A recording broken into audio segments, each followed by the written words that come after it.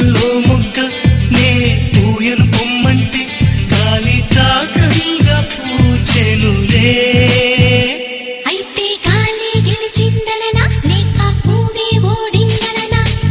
రాళ్ళల్లో శిల్పం